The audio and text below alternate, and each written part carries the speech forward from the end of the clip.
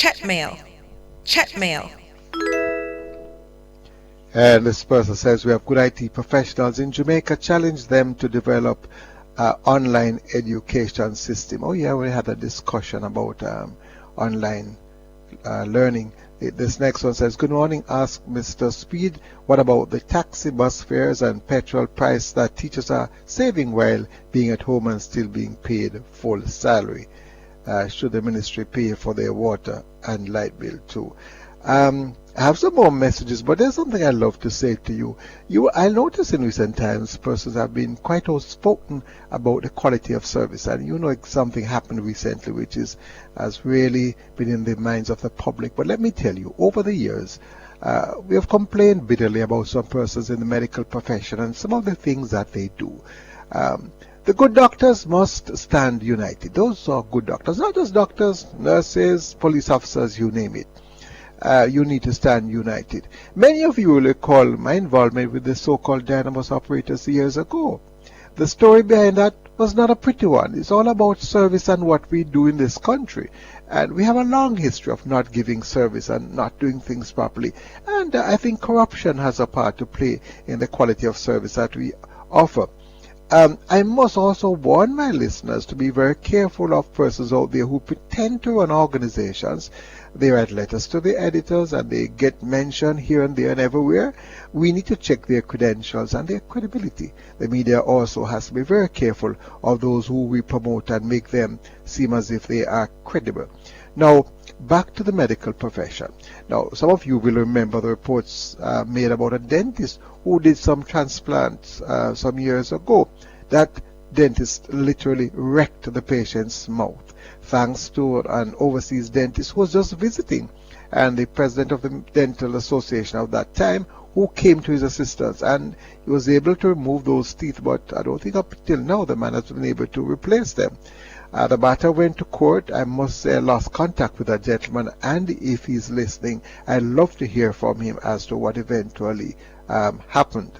Last year also, I highlighted the case of a doctor who it is said that oftentimes he was at the rum bar drinking and playing dominoes rather than being at the hospital. Sometimes it's difficult to deal with these issues because no one wants to document anything and no one wants to come forward as credible witnesses. Also, I think about 2 years ago, I had a discussion with doctors and pharmacists on this program about certain practices. There were concerns about the doctors, they diagnose, they prescribe medications and also dispense such medications. Rather than persons calling for these matters to be looked into, they were more concerned about the status quo. I remember one said that, I like Mr. Darby, but he must understand that these persons are professionals.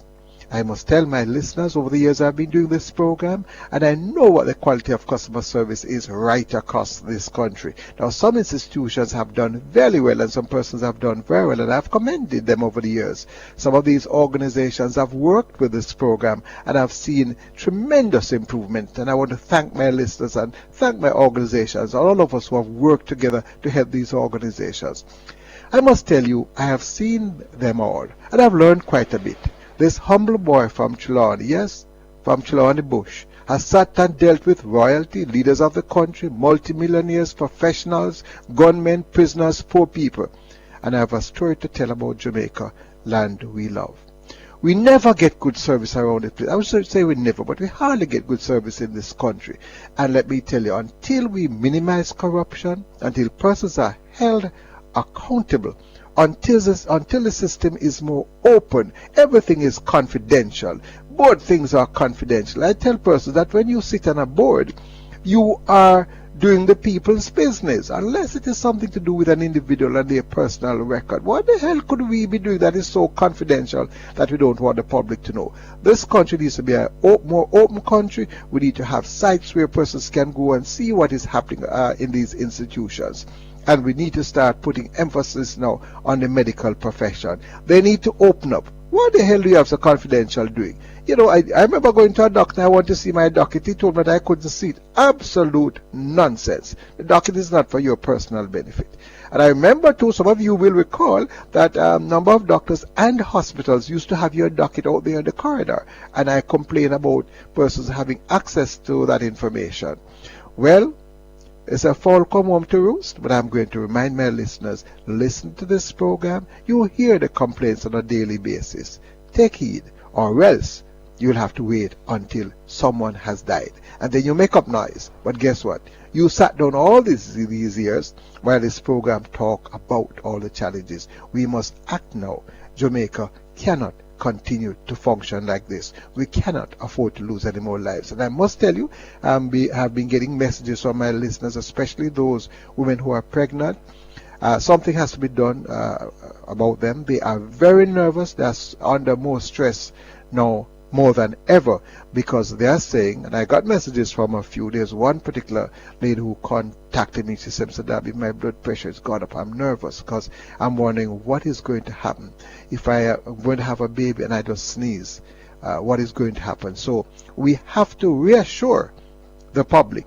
We have to have proper protocols put in place, not protocols to suit the medical profession, as I keep telling persons all the while. Lawyers, doctors, all of you, you are here to serve us. You're not here for we to serve you.